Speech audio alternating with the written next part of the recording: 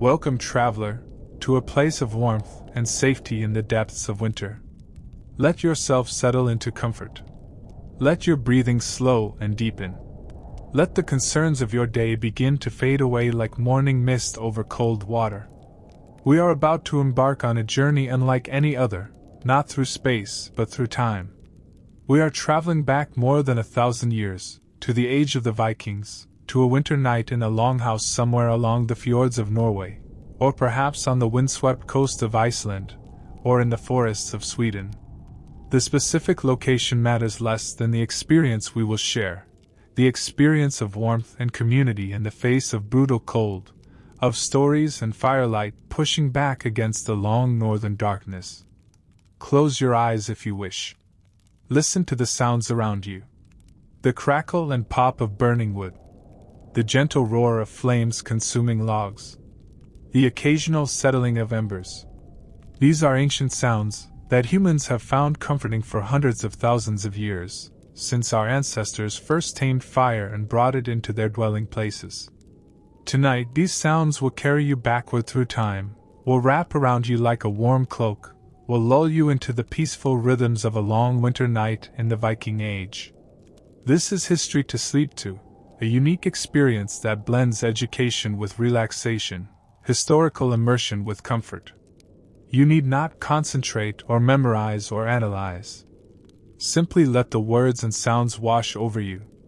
Let yourself drift where they take you. There is no test at the end, no requirement to remember details. This is simply an invitation to experience another time, another way of living, and to find in that experience a pathway to rest and peace. Take a deep breath. Let it out slowly.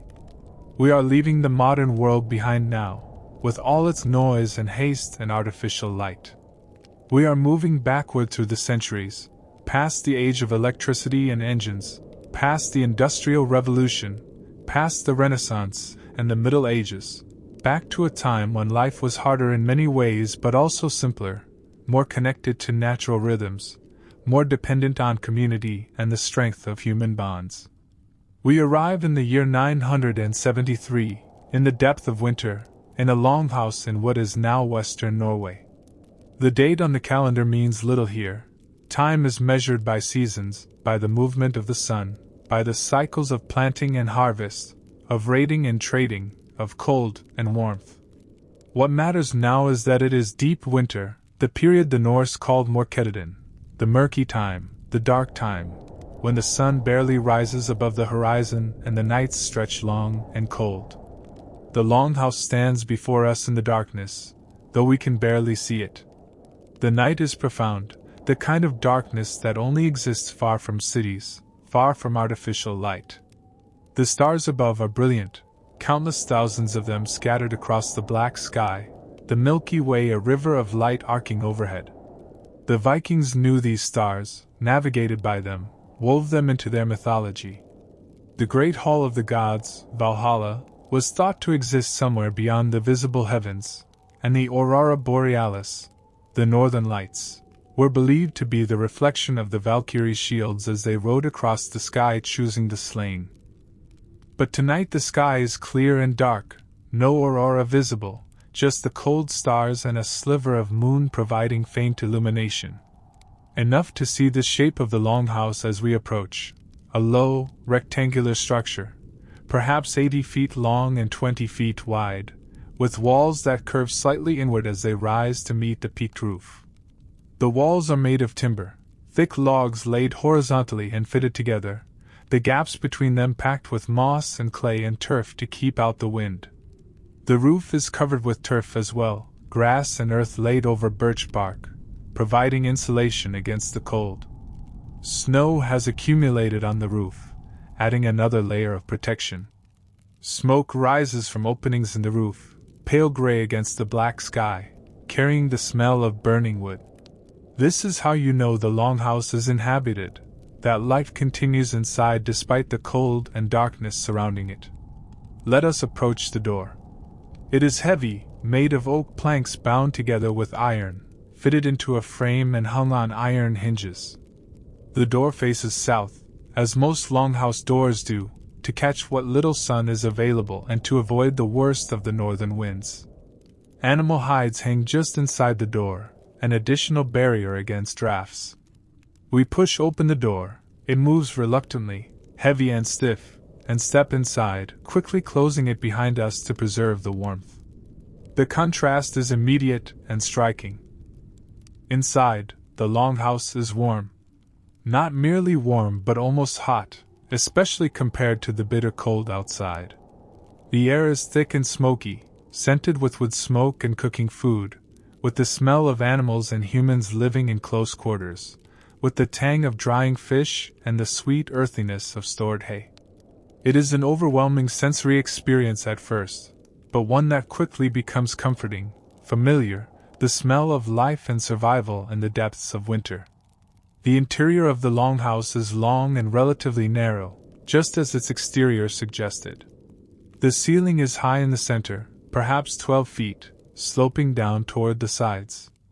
The walls are lined with sleeping benches, raised platforms covered with furs and blankets where people sleep and also sit during the day. Between these benches and the center of the room is an open space, a walkway that runs the length of the building. But dominating everything, defining the entire space, is the hearth. Actually, there are 2 hearths, 2 long fire pits running down the center of the longhouse, separated by about 10 feet. Each pit is lined with stones and filled with burning wood, flames dancing and crackling, throwing heat and light into the surrounding space. Above each fire pit, suspended by chains from the roof beams, hang iron cauldrons and various tools for cooking and working metal. The fires are never allowed to go completely out, not in winter. They are the life of the longhouse, providing heat, light, the means to cook food, to melt snow for water, to dry wet clothes, to see each other's faces in the long darkness. Tending the fires is a constant task, a responsibility that rotates among the household members. More wood must be added regularly. The embers must be raked and arranged.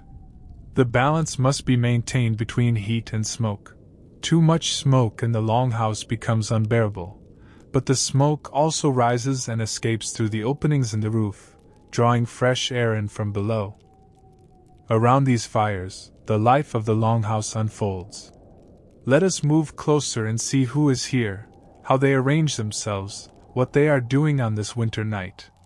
The longhouse is communal living space, and depending on the wealth and status of its owner, it might house anywhere from a dozen to 50 people. Tonight, in this particular longhouse, there are perhaps 20 people present: the Jarl who owns the land and the building, his wife and children, his elderly mother, his younger brother and sister, several free farmers who owe him loyalty and service, a few thralls or slaves captured in raids or born into servitude, and some craftsmen, a blacksmith, a carpenter, a woman skilled in weaving. The Jarl sits on the high seat, a chair positioned at one end of the longhouse, elevated slightly above the rest of the seating, carved with intricate designs and painted in colors that have faded but still hint at their original brightness. This is his place of honor, his throne within his own domain. He is a man in his 40s, broad-shouldered and bearded, his hair long and bound back, his clothing simple but well-made, wool tunic and trousers, leather belt with an iron buckle, fur-lined cloak thrown back from his shoulders in the warmth of the fire. His wife sits nearby, not on the high seat itself but on the bench beside it, in a position of honor appropriate to her status as the lady of the household. She is younger than her husband, perhaps 30, her hair covered by a linen head wrap as is proper for a married woman. She wears multiple brooches, oval brooches at her shoulders fastening her overdress, a string of beads connecting them across her chest.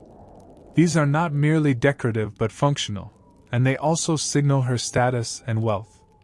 From the brooches hang various tools and implements: scissors, a knife, keys to the storage chests, small pouches containing herbs or valuable items. Their children are present, 3 of them, ranging in age from perhaps 5 to 12. The oldest, a boy, sits near his father, being trained in the ways of leadership and warfare. The 2 younger ones, a boy and a girl, play near their mother, though their play is quiet and contained. There is no running or shouting in the Longhouse. The space is too confined, the social rules too strict. Children learn early to contain their energy, to move carefully, to respect the boundaries of communal living. The Jarl's mother sits close to one of the fires, wrapped in furs despite the warmth. She is ancient by Viking standards, perhaps 70 years old, a survivor of decades of harsh winters and hard living. Her face is deeply lined, her hands gnarled with age and work, but her eyes are sharp and her voice, when she speaks, carries authority. She is a seeress, a woman who knows the old magic, the old ways. People come to her for advice, for healing herbs, for prophecies about the future. She occupies a position of respect and some fear, connected to powers that predate and exist alongside the worship of the Norse gods. Around the other fire pit sit the farmers and craftsmen, the free men and women who are not family but are part of the household. They have their own places on the benches, their own small territories in this communal space. Some are working even now. The blacksmith is repairing tools, heating metal in the fire and hammering it on a small anvil. A woman is spinning wool, her hands moving automatically through motions she has performed thousands of times, the spindle turning, the thread growing steadily longer. The thralls occupy the spaces farthest from the fires, the coldest and least comfortable positions. There are 3 of them in this household, a man and 2 women, captured in different raids over the years, now property, worked hard but also fed and sheltered. Their position is the lowest, yet they are still part of the household, still included in the warmth and safety of the Longhouse. They perform the hardest labor, hauling wood, cleaning, tending animals, any task that is too unpleasant or difficult for the free members of the household. But tonight, in the depths of winter, there is less work to do.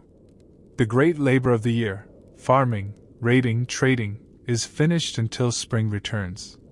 This is a time of maintenance and waiting, of preserving resources and passing time. The pace of life has slowed. There is time for sitting by the fire, for working on smaller projects, for talking and telling stories. Food is being prepared over one of the fires. The iron cauldron contains a thick stew, barley and dried fish and root vegetables that have been stored since autumn, flavored with herbs and salt. The smell is rich and savory, making the mouth water. Flatbreads are cooking on hot stones at the edge of the fire, simple unleavened breads made from barley or oat flour mixed with water, the staple of the Viking diet. There might also be some dried meat, some cheese, some butter preserved in barrels of brine. The food is simple but adequate. The harvest last autumn was decent, not exceptional but enough. The stores of grain and dried fish and preserved meat should last until spring, though they will need to be carefully rationed. No one goes hungry tonight, but neither is there abundance. This is the reality of winter survival: enough, but not excess, careful management of limited resources. The lady of the house oversees the food preparation, though she does not do all the work herself. One of the younger women stirs the pot while the lady tastes and adjusts the seasoning. Another woman tends the flatbreads, flipping them when one side is done. This is women's work, but it is skilled work, essential work. Knowing how to preserve food, how to stretch supplies, how to feed a large household through a long winter, these are valuable skills, and a woman who possesses them is valued. As the food cooks and the household waits, the conversation flows in the low, measured tones appropriate to the evening. The Jarl speaks with his brother about a boundary dispute with a neighboring farmer, something that will need to be addressed when spring comes. One of the older children asks his grandmother about a dream he had, and she interprets it according to the old wisdom, seeing in it portents and meanings that comfort the boy. The craftsmen discuss their work, sharing techniques and advice. The light in the Longhouse comes entirely from the fires, supplemented by a few tallow lamps burning fish oil.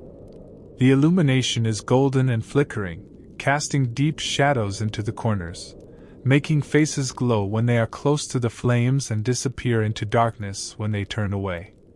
Everything is in constant motion, shadows dancing, flames leaping, smoke curling upward toward the roof openings. It creates a sense of intimacy, of enclosure, of a small pocket of warmth and light carved out of the vast cold darkness surrounding the longhouse. Outside, the wind is rising. We can hear it now, whistling around the corners of the building, rattling the door slightly in its frame. The temperature is dropping even further. By morning it might be 20 or 30 degrees below freezing. But inside we are safe. The thick walls keep out the wind. The fires provide heat. The presence of other people, their body warmth and their company, adds to the sense of security. This is the essential Viking experience of winter, not conquest or adventure, but survival and community. The longhouse is a fortress against the cold, and everyone inside is bound together by shared need and shared fate. They must cooperate, must maintain the fires and the food stores, must tolerate each other's presence in close quarters for months on end. The social bonds formed here, around the winter fires, are as strong as any forged in battle. The evening meal is finally ready. The lady of the house signals, and people begin to gather more closely around the fire where the food is prepared. Wooden bowls and spoons are distributed. Each person has their own, carved and cared for, one of their few personal possessions. The stew is ladled out, steaming and fragrant. The flatbreads are passed around. There is also ale, weak but welcome, stored in barrels and served in drinking horns that have been passed down through generations. The Jarl receives his portion first, as is proper, and he tastes it and nods approval before others begin to eat. This is ritual, reinforcing hierarchy and order even in something as simple as a meal. Everyone knows their place, their position in the social order, and that knowledge creates stability and predictability. The eating is relatively quiet, people focused on their food, savoring the warmth and sustenance. But as bowls are emptied and thirst quenched, the conversation resumes, growing louder and more animated. Stories begin to be told, stories of the past summer's raids, of distant lands visited, of relatives and friends in other settlements. News travels slowly in the Viking world, passed from person to person, from settlement to settlement. Winter is a time for sharing what was learned during the traveling months, for updating the mental map of the Norse world. After the meal, some people return to their work. Others simply sit and stare into the flames, letting the warmth and the firelight work their ancient magic, inducing a state of relaxation and contemplation. The fires are hypnotic, endlessly fascinating, patterns appearing and disappearing in the flames and embers, shapes that the mind interprets as faces or animals or mysterious symbols. This is the hearth at the heart of Viking life. Not just a source of heat and light, but the center around which everything revolves. The place where food is cooked and tools are forged. The place where children learn and elders rest. The place where stories are told and songs are sung. The place where the community exists as a community, where individual humans come together and become something larger, a household, a family, a small society bound by necessity and choice.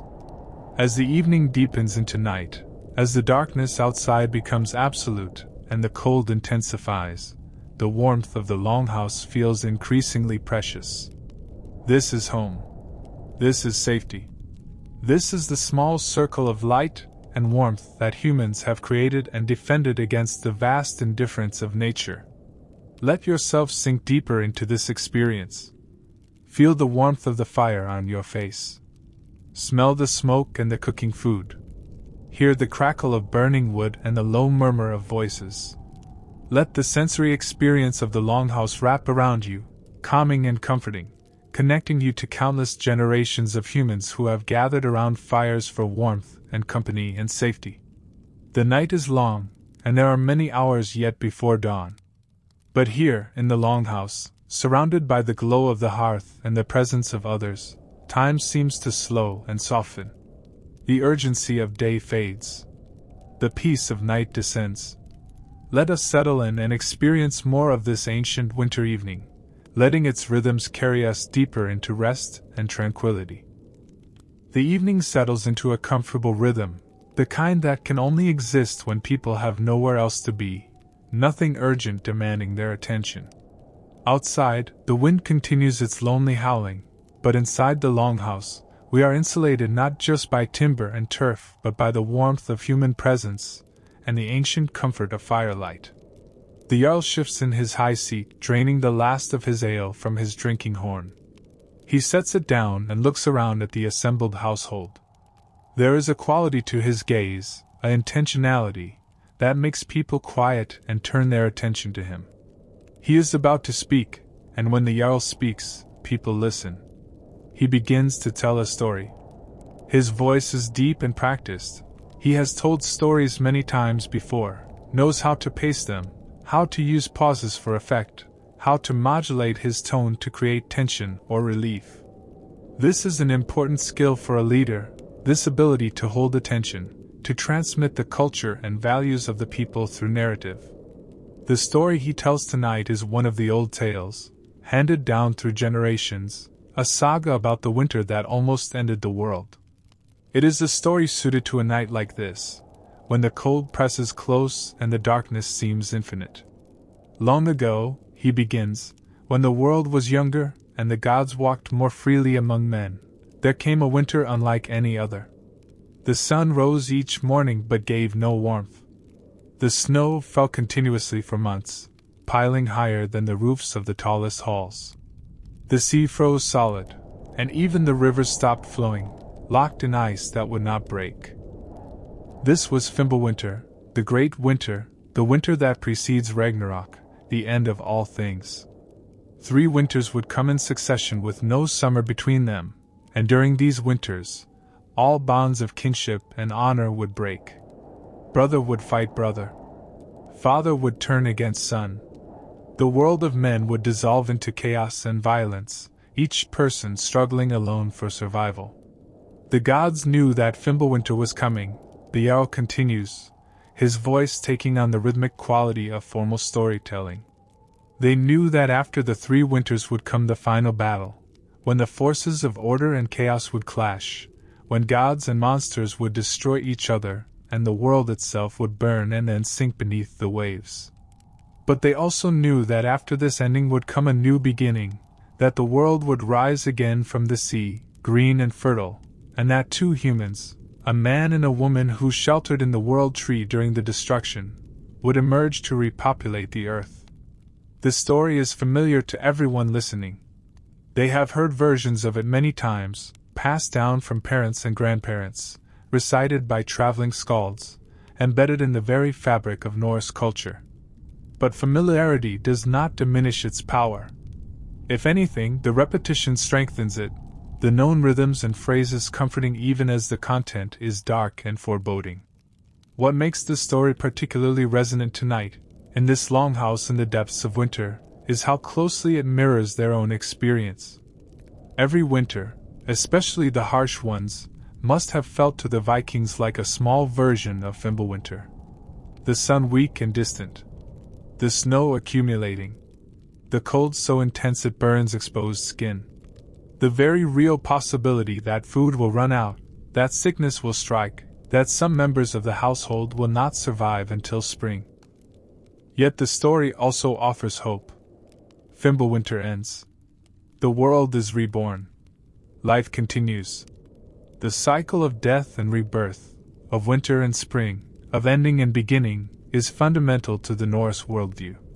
Nothing is permanent, not power, not life, not even the gods themselves. But the cycle continues. That is what matters. As the Jarl finishes his tale, there is a moment of silence, the story settling into the minds and hearts of the listeners. Then the old woman speaks up from her place by the fire. Her voice is thin and wavering with age but carries an authority that silences even the Jarl. She tells her own story, different but complementary. She speaks of the goddess Skadi, daughter of a giant, who chose to live in the mountains, in the cold and snow, because that was where she felt most herself.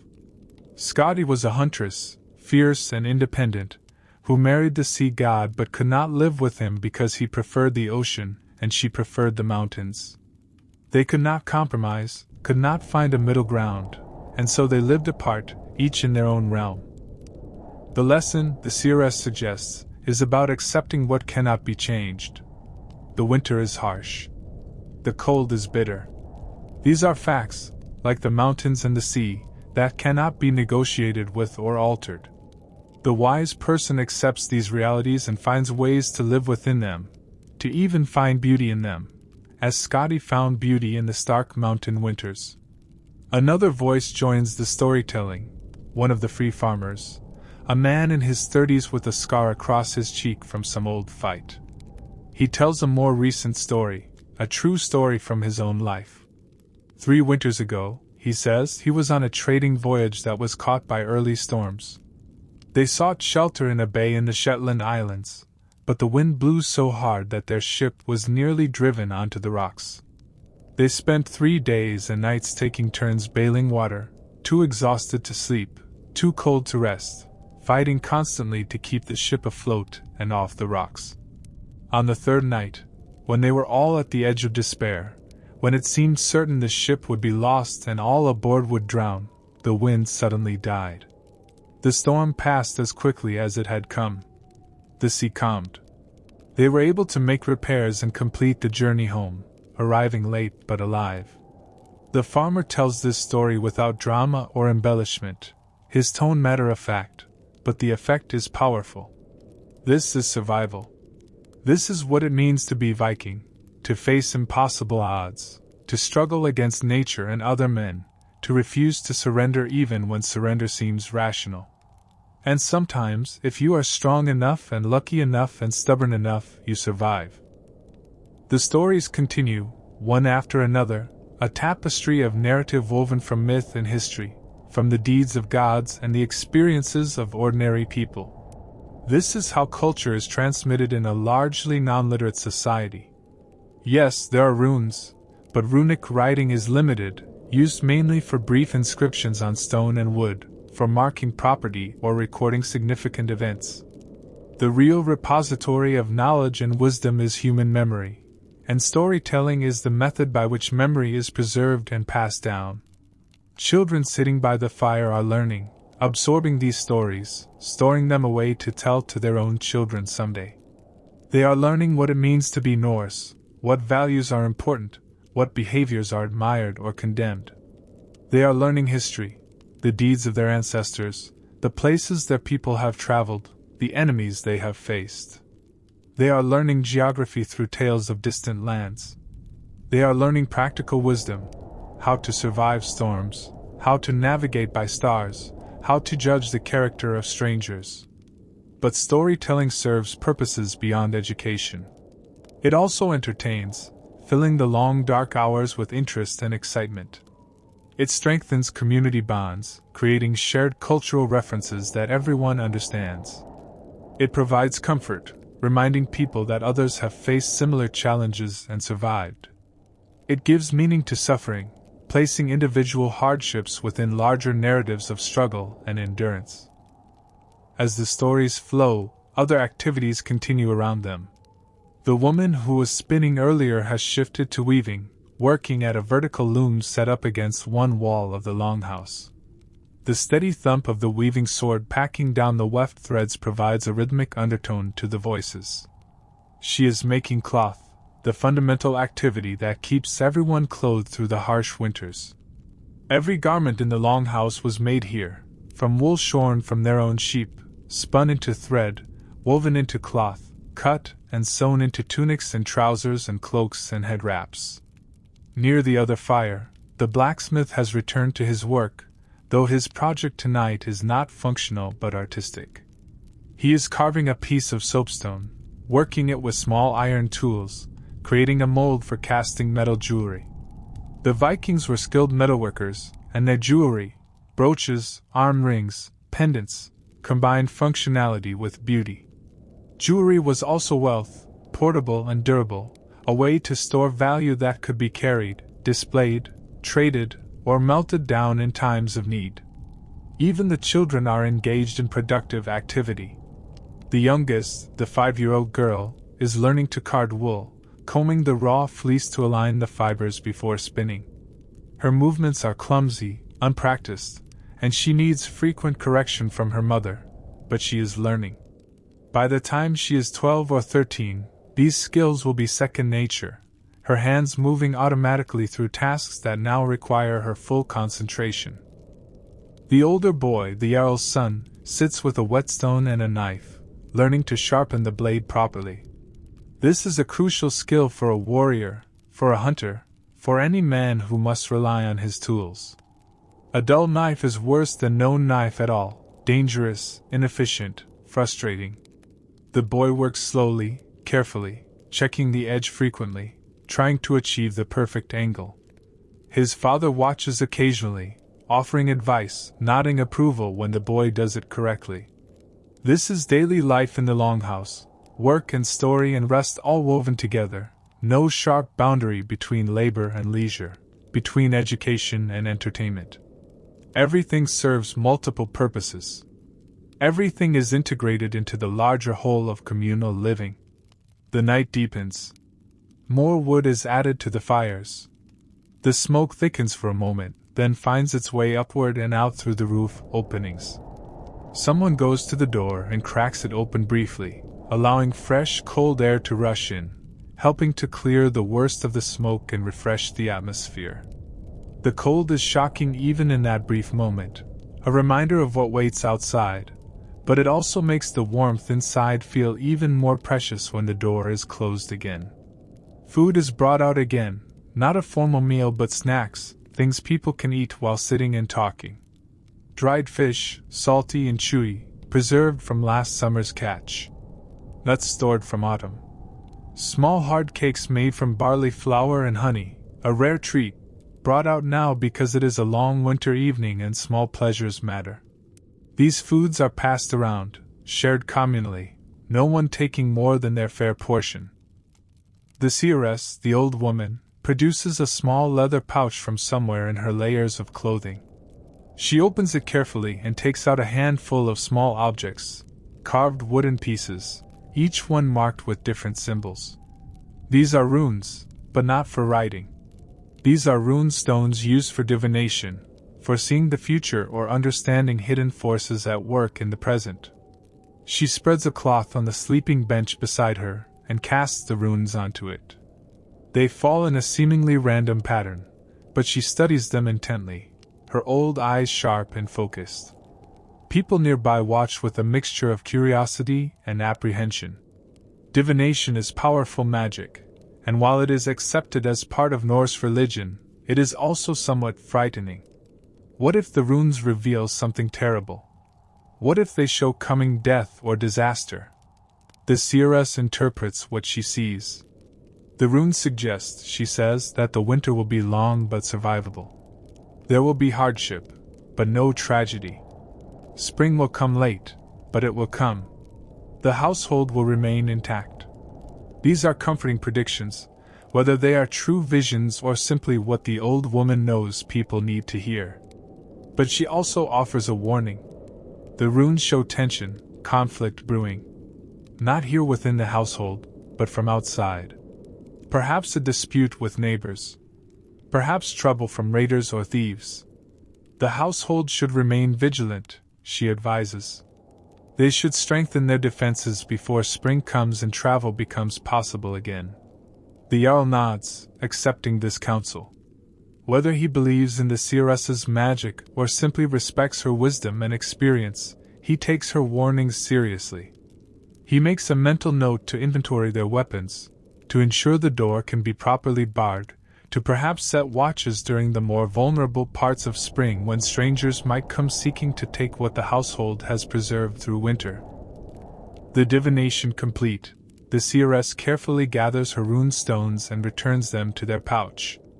The tension that rose during the reading dissipates. Conversation resumes its normal patterns. One of the younger men begins to sing. Not a saga or a story song, but a simpler tune, a work song that farmers sing during planting or harvest. Others join in, their voices blending, not in formal harmony but in the natural unity that comes from people who know each other well, who have sung together many times before. The words are about spring, about green fields and warm sun and growing things.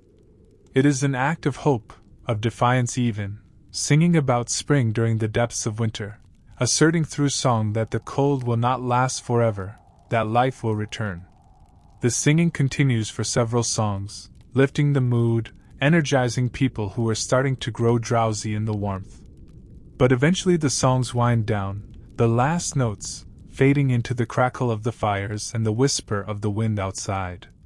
People begin to prepare for sleep. The hour is late, though in the absence of clocks or even reliable candles marked for timekeeping, exact time is uncertain. But bodies know when it is time to rest. The fires are banked, built up with large logs that will burn slowly through the night, providing continuous heat without requiring constant tending. One person is designated to keep watch, to maintain the fires, to ensure that nothing goes wrong during the vulnerable hours of sleep. The sleeping benches along the walls become beds. People wrap themselves in furs and wool blankets, lying down in their assigned spaces. The social hierarchy is maintained even in sleep. The Jarl and his immediate family have the best positions, closest to the fires and farthest from the cold walls. The free farmers and craftspeople have the middle positions. The thralls sleep in the worst spots, near the doors or in the coldest corners. But everyone is inside. Everyone is warm enough. Everyone is sheltered. This is the basic compact of the Longhouse: security in exchange for hierarchy, warmth in exchange for community. No one faces the winter alone. The conversation continues but grows quieter, people speaking in low voices from their sleeping places, words floating through the smoky dimness. Someone asks a question about tomorrow's work. Someone else makes a joke that draws quiet laughter. Someone begins to snore, and others shush them good-naturedly. Gradually, bit by bit, the Longhouse settles into sleep. The only sounds are the fires, the wind, the occasional shifting of a sleeper or the small sounds of the animals sheltered in the far end of the building. The flames cast dancing shadows on the rafters above, patterns that shift and flow like living things. This is the rhythm of winter nights in the Viking Age. Work and story, food and fire, companionship and rest. The same pattern repeating night after night, week after week, month after month, through the long dark season. It is a rhythm as old as human civilization, as fundamental as the beating of a heart. Let yourself be carried by this rhythm now. Let the sounds of the Longhouse surround you. Let the warmth of the fire soothe you. Let the ancient patterns of communal living in the face of harsh nature connect you to something deeper than modern life usually allows. Rest here, in this place outside of time, this Longhouse that exists now only in imagination but that was once real, that housed real people who lived and loved and struggled and survived. Their struggles are over. Their stories remain. And those stories, like the fires that warmed them, can still provide comfort and light in the darkness. Sleep comes slowly in the Longhouse, creeping over people like the shadows cast by the dying fires. But it comes eventually, bringing rest and renewal, allowing bodies to recover and spirits to restore themselves for another day of survival, another day of life in the long Viking winter. Let it come for you as well. Let sleep find you here, in the warmth and safety of the hearth, surrounded by the echoes of ancient tales and the timeless comfort of fire. Morning comes slowly to the Longhouse, announced not by light, for the sun will not rise for hours yet, but by the gradual stirring of bodies and the rebuilding of the fires. The person who kept watch through the night has maintained the flames, but they have burned down to glowing coals that provide heat but little light. Now, as people begin to wake, more wood is added, and the fires leap back to life, crackling and popping, throwing new light into the shadowy interior. There is no sudden awakening, no alarm or call. People rise when their bodies are ready, when sleep has done its work and consciousness returns naturally. The Jarl is among the first to wake, as leaders often are, their minds unable to fully rest even in sleep. He sits up on his sleeping bench, wrapped in his fur cloak, and stares into the fire for a long moment, gathering his thoughts, preparing himself for the day ahead. Others follow gradually. The children are the last to wake, buried deep in their blankets, reluctant to leave the warmth of sleep. Their mother lets them rest a while longer. There is no urgent need to rise early, not in winter when there are no fields to tend, no urgent outdoor work demanding attention at first light. The day begins, as so many winter days do, with the work of survival. This work is less dramatic than raiding or farming, less storied than warfare or exploration, but it is no less essential. This is the quiet, steady labor that allows life to continue, that bridges the gap between autumn's harvest and spring's renewal. The first task, as always, is food. One of the women moves to the food storage area at the far end of the longhouse, where barrels and chests contain the preserved supplies that must last until spring. She selects carefully, measuring out portions with practiced judgment. Too generous and the stores will be depleted too soon. Too stingy and people will grow weak from hunger, unable to work, vulnerable to sickness. She takes barley for porridge, dried fish to supplement it, a precious onion from the dwindling supply of root vegetables. The porridge will cook slowly over the fire, becoming thick and filling. The fish will be broken into pieces and added to it. The onion will provide flavor and a hint of freshness in a diet that has become monotonous over the long winter months. Water is needed, and this is a constant challenge in winter. The stream near the longhouse has frozen solid, as have the smaller springs and pools. Water must come from melting snow, which is time-consuming and requires fuel to heat. Alternatively, there is a deeper well that sometimes remains unfrozen even in the coldest weather, but reaching the water requires lowering a bucket on a rope through a narrow ice-lined shaft, a difficult and sometimes dangerous task. Today, one of the younger men volunteers for this task. He wraps himself in his warmest cloak, pulls on mittens lined with sheep's wool, and ventures out into the pre-dawn darkness. The door opens, and the cold rushes in, a physical presence, aggressive and hostile. The fire gutters in the sudden draft. The man slips outside quickly, and the door is pulled shut behind him, cutting off the cold. Inside, we can only imagine his experience. The shock of the temperature, perhaps 30 degrees below freezing or colder. The absolute darkness, the stars still brilliant overhead but providing no warmth. The crunch of snow under his boots. The short walk to the well, every step an effort in the deep snow. The work of breaking the ice that has formed over the well opening during the night.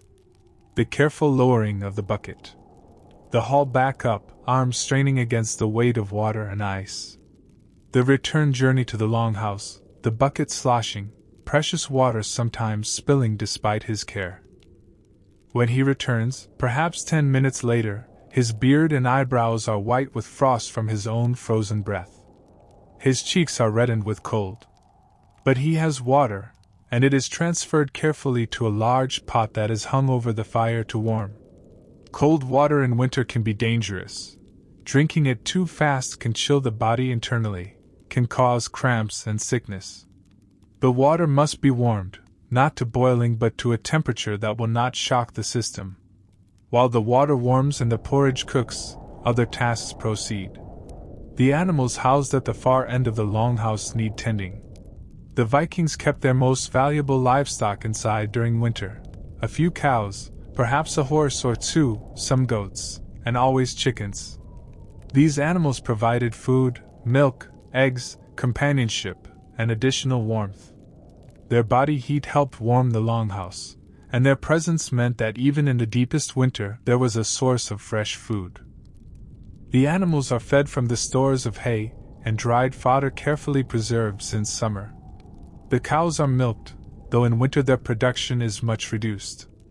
A cow that might give 2 gallons of milk a day in summer might give only 1 cup in winter, her body conserving resources, simply surviving rather than thriving. But even that small amount of milk is valuable, providing fat and protein and a break from the monotony of grain and dried fish. The chickens, roosting on beams above the animal area, are checked for eggs.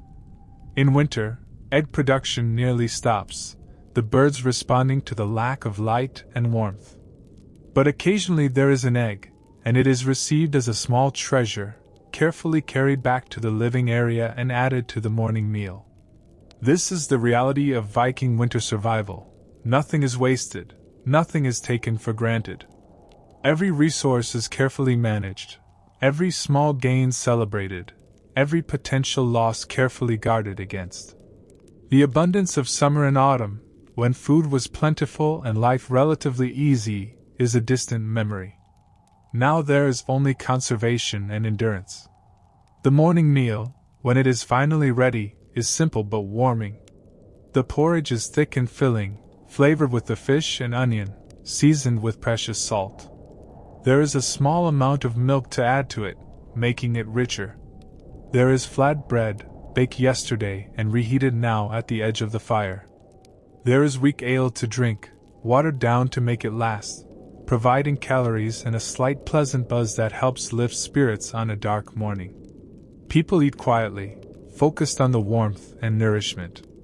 The hierarchy of serving is maintained, the Jarl and his family first, then the free farmers and craftsmen, finally the thralls. But everyone eats, everyone receives adequate portions. Starvation helps no one, weakens the entire household, and so even the lowest status members are fed enough to maintain their strength. After the meal, the day's work begins in earnest. In summer, this work would happen outside, in the fields, in the forest, on the sea. But winter confines most work to the interior of the longhouse, to tasks that can be done by firelight, in the smoky warmth, surrounded by others. The women continue their endless textile work. More wool must be spun, there is always wool to spin, the task that fills every spare moment, that occupies hands while minds wander or while ears listen to stories. The spun thread must be woven into cloth on the large vertical looms. The cloth must be cut and sewn into clothing, replacing garments that are wearing out, making new clothes for children who are growing, preparing burial clothes for the elderly who might not survive another winter. This textile work is absolutely essential. Clothing in the Viking Age is the difference between life and death in winter. Without adequate wool clothing, without cloaks and mittens and head wraps, exposure to the cold would kill within hours. The women who spin and weave and sew are not engaging in decorative craft. They are performing survival work as essential as hunting or farming. The men have their own tasks. Tools need constant maintenance and repair. Knives must be sharpened. Axe handles that loosened or cracked must be replaced. Leather straps and harnesses must be oiled to prevent them from becoming brittle and breaking. Fishing nets need mending, preparing for when the ice breaks and fishing can resume. Some of this work is routine maintenance, but some is preparation for the future. New axe handles are shaped from carefully selected wood, worked slowly and carefully to achieve the right balance and strength. Arrow shafts are made, requiring wood that is straight and strong, smoothed and weighted for proper flight. The blacksmith works on making new iron tools, nails, which are always needed, hinges, blades, all the metal objects that a household requires. The blacksmith's work is particularly valued and somewhat mysterious. Working with metal requires knowledge that not everyone possesses: how to heat the metal to the right temperature, how to hammer it to shape it without cracking it, how to temper it to make it hard but not brittle. A skilled blacksmith is a valuable member of any household, and he knows it. His social status is higher than that of a simple farmer, and he receives better portions at meals, better placement near the fires, more respect in conversations. Today he is making a new knife blade, starting with a lump of iron that was smelted from bog iron last summer. The iron in Scandinavia often comes from bog iron deposits found in wetlands, formed by bacteria over many years. The iron is dug out, smelted in primitive furnaces, and turned into usable metal. It is labor-intensive, and the resulting iron is not high quality by later standards, but it is sufficient for Viking needs. The blacksmith heats the iron in the fire until it glows orange red. Then he hammers it on his small anvil, shaping it, lengthening it, forming the blade. Between heatings and hammerings, he discusses the work with others, explaining what he is doing, teaching the Jarl's son who watches intently. This is how knowledge passes from generation to generation, not through books or formal schools, but through observation and apprenticeship, through doing and watching and learning. The older children are not idle. They have their own work, appropriate to their ages and abilities. The 12-year-old boy is learning to carve wood, making spoons and bowls, practicing the skills he will need as an adult. Every household needs wooden utensils, and they wear out and break and must be constantly replaced. Being able to carve them is a practical skill, and one that can also be beautiful. Some wooden bowls are simply functional, but others are carved with decorative patterns, with spirals and interlacing designs that show skill and add beauty to everyday objects. The younger children help where they can. They fetch water from the warming pot. They turn the spit when meat is roasting over the fire. They gather up wood chips and bark from the work areas and add them to the fire. They learn by doing, absorbing the rhythms and requirements of household work, preparing for the day when they will have their own households to manage. Even the elderly contribute. The Jarl's mother, the seeress, is too old for heavy work, but her hands can still sort dried herbs, preparing medicines and flavoring for foods. She can tell the younger ones which plants are useful and which are dangerous, which can heal and which can harm. This knowledge is precious, accumulated over a lifetime, and she shares it freely, knowing that it must be passed on before she dies. The thralls work the hardest, as always.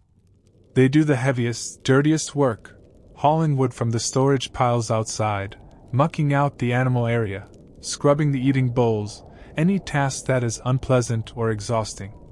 Their status is the lowest, their treatment sometimes harsh, but they are still part of the household, still protected and fed and sheltered. A thrall who works well might eventually earn or be granted freedom. Children born to thralls might rise in status. The system is rigid but not completely closed. As the day progresses, the light outside changes subtly. The darkness of night shifts to the gray dimness of winter day.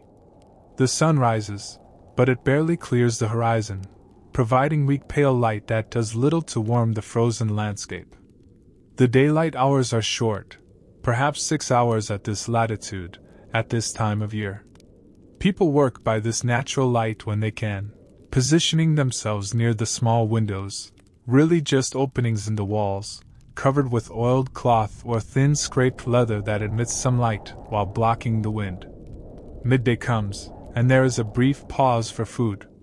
Not a full meal, but something to sustain energy. More flat bread.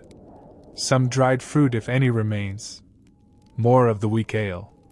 The break is welcome, a chance to rest arms tired from repetitive work, to warm hands that have grown cold despite the fires, to talk and joke and maintain the social bonds that are as essential as food and shelter. The conversation turns to planning. Spring, though still months away, must be prepared for. Decisions must be made about what to plant in the fields, which animals to breed, whether to undertake a trading voyage when the seas become navigable again. The Jarl consults with the free farmers who work his land, gathering their opinions, building consensus. He has authority, but he is not a tyrant. His power rests partly on the loyalty and support of his people, and maintaining that requires listening, considering, showing respect. There is discussion of the neighboring Jarl, a man with whom relations are currently tense. A boundary dispute from last year remains unresolved. Words were exchanged, threats made, though no violence occurred. The matter must be addressed when spring comes, either through negotiation or through force. The household must be prepared for either outcome. This is the constant background of Viking life, the potential for violence, the need to be ready to fight or to flee. Peace is never guaranteed, never permanent. Strength and readiness are survival traits, as important as skill at farming or fishing.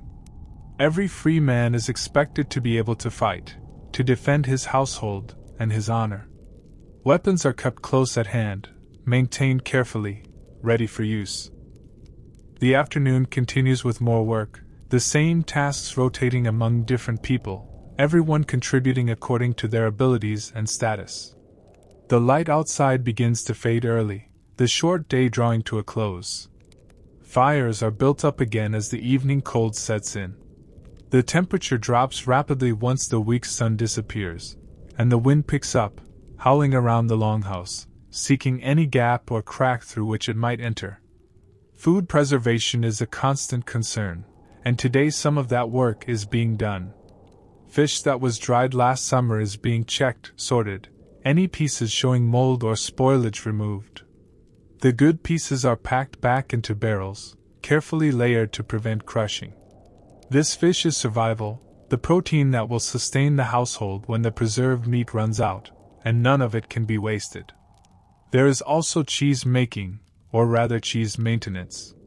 Cheese was made in the autumn from the abundant milk of that season, and it is stored in cool areas of the longhouse, aging slowly. The cheeses must be checked regularly, turned, their surfaces cleaned of any mold that forms. Good cheese can last for months, even years, but it requires care and attention. The techniques of food preservation are sophisticated, developed over generations of trial and error. Salting, smoking, drying, fermenting, these methods allow summer's abundance to be stored and consumed through winter's scarcity. Without these techniques, winter survival would be impossible. The knowledge of preservation is as valuable as the knowledge of farming or fishing, and it is guarded carefully, passed down from parent to child, refined and improved with each generation. As evening approaches, the character of the longhouse shifts again. The work of the day winds down. Tools are cleaned and put away. The work areas are tidied. People begin to gather near the fires again, drawn by warmth and the social comfort of proximity. The evening meal is prepared, more stew, similar to last night's but made from different ingredients, varied slightly to break the monotony. There is a sense of accomplishment in the air. Another day has passed. The household has worked together, has maintained itself, has taken another step towards spring. This might seem like a small thing, but it is actually profound. In a world where survival is never guaranteed, where winter can kill the unprepared or unlucky, each day successfully navigated is a victory. The meal is eaten, bowls are cleaned, and once again the time for stories arrives. This is the pattern of winter evenings: work, food, story, sleep. The cycle repeats night after night, providing structure and rhythm to the dark months, making the time pass more easily, keeping spirits from sinking too low. Tonight's stories are different from last night's. Where yesterday focused on gods and myths, tonight the tales are more practical, more immediate. An older farmer tells about a winter 20 years ago, when the snow was so deep that they had to dig tunnels between buildings, when they lost half their livestock to the cold, when they survived on quarter rations and wild desperation. But they did survive, he emphasizes, and the next year was better, and life continued. Another tells a story about a trading voyage to the east, to the lands of the Russ, where the rivers flow through endless forests, and the people speak strange languages and worship different gods. He describes the goods traded: furs and amber and slaves going east, silver and spices and fine textiles coming west. He describes the cities seen, the customs observed, the dangers faced and overcome. These stories serve multiple purposes, as always. They educate, informing people about the wider world. They entertain, filling the evening hours with interest and excitement. They inspire, showing that challenges can be overcome, that life beyond this longhouse exists, that spring will bring opportunities for change and adventure. As the evening deepens and sleep begins to claim people once again, there is a feeling of continuity, of being part of something larger than any individual life. These rhythms of survival, the daily work, the careful management of resources, the storytelling and community, have been followed by generations before and will be followed by generations after. Each person is a link in a long chain, connecting past to future, carrying forward the knowledge and practices that allow life to continue in this harsh northern climate. Let yourself be carried by these rhythms now. Let the sounds of the longhouse surround you, the crackle of fires, the murmur of voices, the small sounds of work and rest. Let the ancient patterns of survival and community connect you to something deeper, something more fundamental than the busy complexity of modern life. Rest is coming. Sleep is approaching. The longhouse grows quiet as another winter day ends and another winter night begins.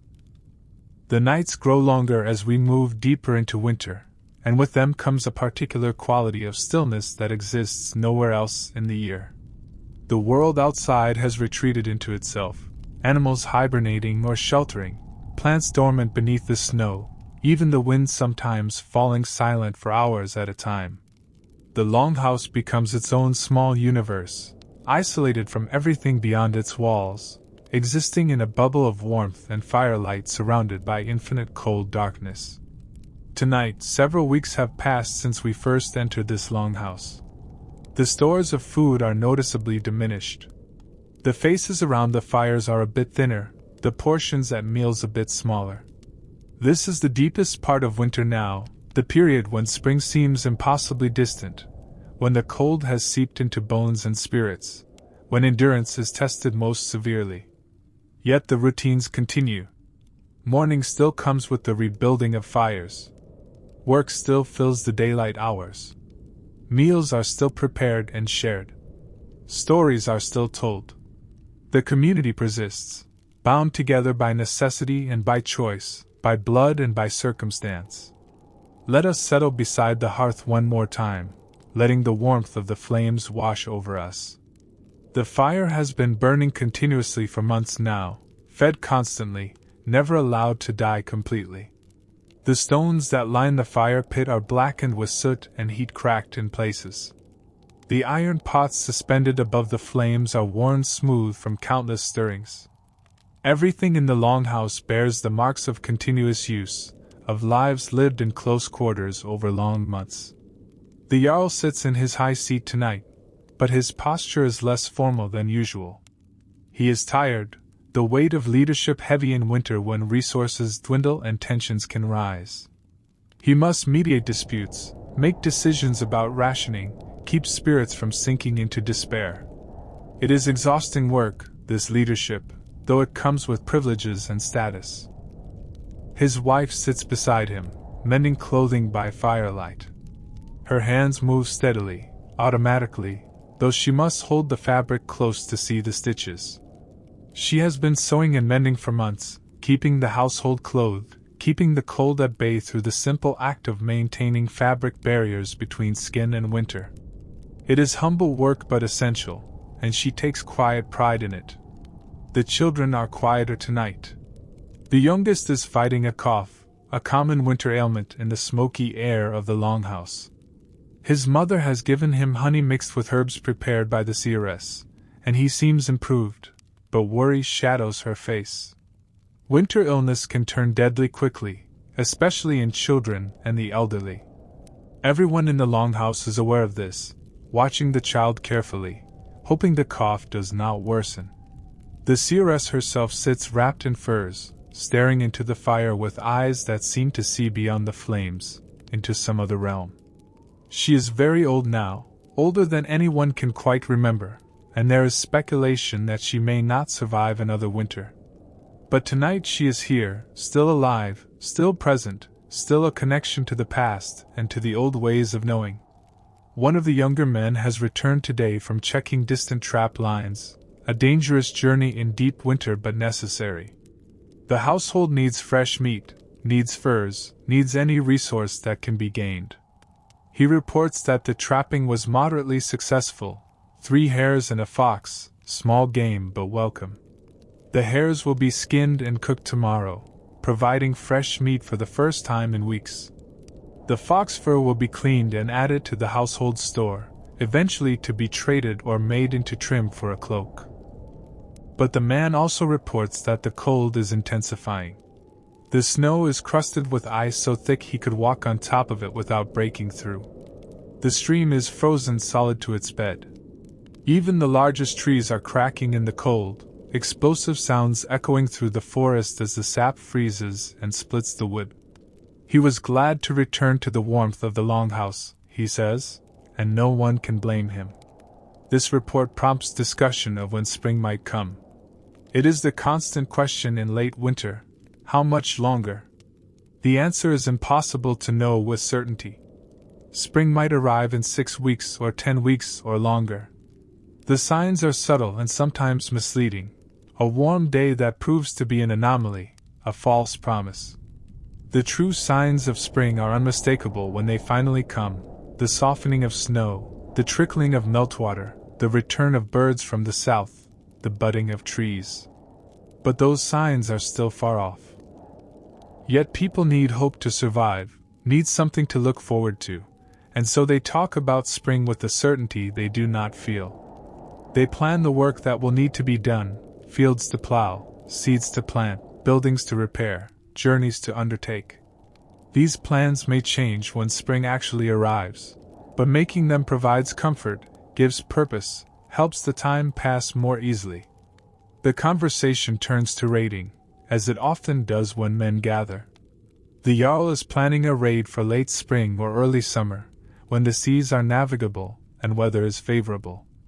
The target is still being debated: a monastery on the coast of England, perhaps, or a trading settlement in Frisia, or possibly just a voyage to the market towns where raids are unnecessary because trade brings wealth. The young men listen intently to this discussion. For them, raiding represents adventure, glory, the chance to prove themselves and gain wealth and status. They do not think much about the dangers, the storms that can sink ships, the battles that can go wrong, the possibility of death far from home. They think instead about silver arm rings and fine weapons, about stories that will be told of their deeds, about the respect they will earn. The older men know better. They have raided, have seen friends die, have experienced the terror of combat and the misery of storm-tossed seas. But they also know that raiding is necessary, part of the economic system that supports their lives. The farm produces some wealth, but not enough. Trade helps, but opportunities are limited. Raiding brings resources that cannot be obtained otherwise: silver, valuable goods, slaves who provide labor. It is not a pleasant reality, but it is reality nonetheless. The women mostly stay silent during these discussions, though they have their own thoughts about raiding. They know they benefit from the wealth it brings, but they also know they bear the cost: husbands and sons and brothers who do not return, widowhood and grief, the responsibility of maintaining the household alone when the men are gone for months at a time. Some women go on raids themselves, but most do not, and their voices are not part of these planning discussions. As the evening deepens, someone begins to sing. The song is old, older than anyone can trace, a melody that seems to come from the land itself. The words speak of the sea, of waves and wind, of ships cutting through dark waters, of the thin line between life and death that sailors walk. It is a haunting song, beautiful and sad, and it quiets all other conversation. Other voices join in, harmonizing without formal arrangement, each person finding their place in the web of sound. The singing fills the longhouse, rises up toward the smoke hole in the roof, seems to echo in ways that the space does not quite account for.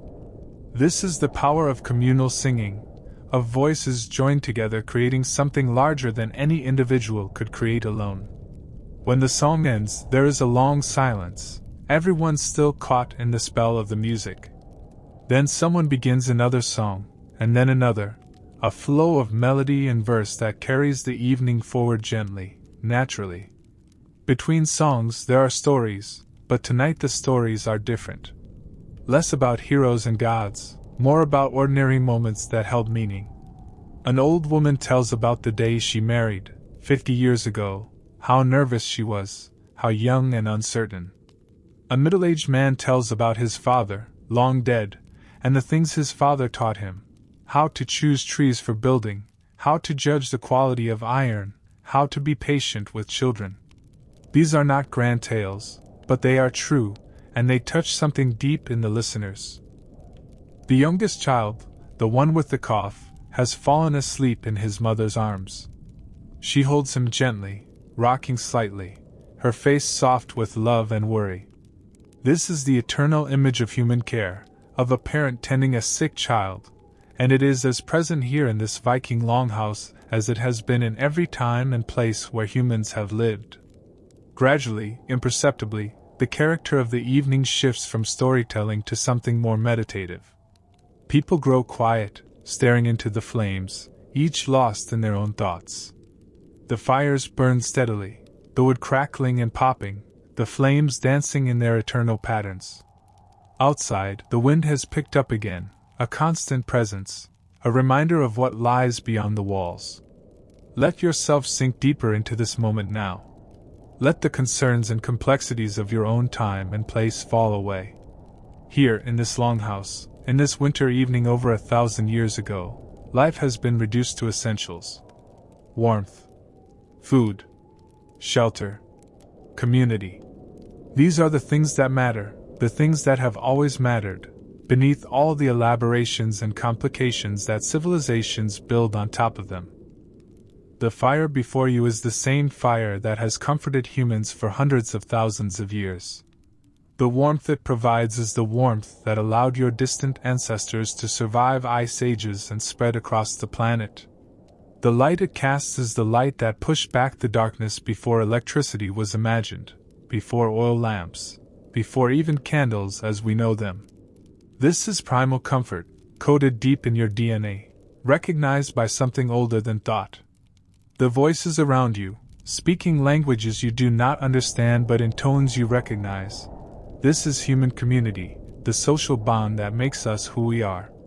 Humans survived not because we were the strongest or fastest or most fearsome, but because we cooperated, because we told stories and shared knowledge, because we cared for our sick and elderly, because we created social structures that bound us together against the harsh indifference of nature. These Vikings sitting around the longhouse fires, their lives so different from yours in material terms, are not fundamentally different from you in their humanity. They loved and feared and hoped. They worried about their children and respected their elders. They found beauty in the world around them. They sought meaning in stories and songs. They endured hardship with courage and companionship. They were, in all the ways that matter, your kindred. The night deepens further. People begin to prepare for sleep, the familiar routine unfolding. Fires are banked. Sleeping places are arranged. Quiet conversations fade to whispers and then to silence. The longhouse settles into rest, the only sounds the crackle of flames and the whisper of wind and the soft breathing of sleepers. But you need not sleep yet. You can remain here by the fire, watching the flames, feeling the warmth, experiencing the peace of this winter night. There is no urgency, no schedule to keep, no demands waiting for you. Here, now, there is only the present moment, only the simple reality of warmth and shelter and safety. The flames leap and subside, in their ancient rhythm. Red and orange and yellow, with hints of blue at the base, the colors of fire that artists have tried to capture for millennia but that are always more beautiful in reality than in any representation. The wood glows as it burns, the cellular structure of the tree made visible in the patterns of ember and ash, the stored sunlight of past summers released now as heat and light. Smoke rises in lazy spirals, drawn upward by the draft, escaping through the roof openings to join the vast winter sky above. The smoke carries with it the smell of burning pine or birch or whatever wood feeds these particular fires, a scent that is both sharp and comforting, both foreign and deeply familiar. Time loses meaning here, becomes elastic, irrelevant. Minutes might be passing or hours. It does not matter. The fire burns. The longhouse rests. The winter night continues. These are the only truths that matter in this moment. Outside, the stars wheel in their ancient patterns. The same constellations that the Vikings knew and used for navigation, the same stars that humans have watched since before history began. Those stars have witnessed countless winters, countless longhouses, countless fires burning against the dark. They will witness countless more, long after our own time has passed into memory, and then into forgetting. But here, now, in this moment outside of time, you are connected to all of it. To the Vikings sleeping in this longhouse. To the humans who tamed fire in caves hundreds of thousands of years ago. To everyone who has ever sought warmth and community, and meaning in the face of a dark and difficult world. You are part of this long chain, this unbroken line of human endurance and hope. Let that knowledge comfort you. Let it ease whatever burdens you carry. You are not alone, not isolated, not disconnected. You are part of the great human family, stretching back through unimaginable time, connected by shared experiences and shared needs and shared dreams. The fire burns lower now, the flames smaller but still steady, still providing warmth and light. The longhouse is deeply quiet, almost everyone asleep, only the person keeping watch still awake, and even they are drowsy, head nodding, fighting to stay alert. Let yourself drift now. Let the warmth and the quiet and the ancient comfort of the hearth carry you gently into sleep. You are safe here. You are warm here. You are home, in the deepest sense of that word, in a place where humans have always gathered, where fire has always burned, where community has always sustained life against the cold. The flames dance more slowly now, mesmerizing, hypnotic. Your breathing slows to match their rhythm. Your thoughts scatter and reform and scatter again, losing coherence, becoming dreamlike. The longhouse wraps around you like a cocoon, protecting you from the winter, from the night, from everything harsh and cold and threatening. Here there is only warmth. Here there is only peace. Here there is only the gentle slide from waking into sleeping, from consciousness into dreams. The fire crackles softly. The wind whispers. The ancient stones that line the hearth radiate their stored heat into the darkened space. And you, traveler through time, rest now in this place that exists both nowhere and everywhere, both never and always. Sleep comes gently, like snow falling, like smoke rising, like flames dying down to embers that glow through the night, providing warmth even in sleep, keeping the darkness at bay, promising that morning will come, that spring will follow winter, that life will continue its ancient cycles. Rest now in the longhouse. Rest now by the hearth. Rest now in the knowledge that humans have always endured, have always survived, have always found light in darkness and warmth in cold and community in isolation. The Viking winter wraps around you softly, comfortingly, its harshness transformed by human resilience and ingenuity into something bearable, even beautiful. Let the ancient rhythms carry you into sleep. Let the hearth sounds guide you into dreams. Let the peace of the longhouse settle over you like falling snow, gentle and endless and pure. The fire burns through the night, as it always has, as it always will, keeping watch while you sleep, keeping the cold at bay, keeping the promise that morning will come and life will continue. Rest deeply. Sleep peacefully. The ancient winter holds you safe. The hearth sounds continue, crackle, pop, whisper, glow, the eternal music of fire, playing now as it has played for countless generations, will play for countless more. And you, wrapped in warmth and darkness and the peace of deep time, drift finally into complete rest, into the ancient dreams that have sustained humanity through all our winters, through all our long nights, through all the centuries of our existence. Sleep now. The longhouse shelters you. The fire warms you. The ancient tales have been told. And now there is only peace, only rest, only the gentle breathing of sleep. The winter night continues, but you are safe within it, held by the warmth of the hearth, connected to all who have ever sought shelter from the cold, part of the eternal human story of survival and community and hope. Sleep deeply in the longhouse. Dream peacefully by the fire. The ancient rhythms carry you through the night. And when morning comes, whenever that may be, the fire will still be burning, the longhouse will still be standing, and life will continue its patient, enduring cycle.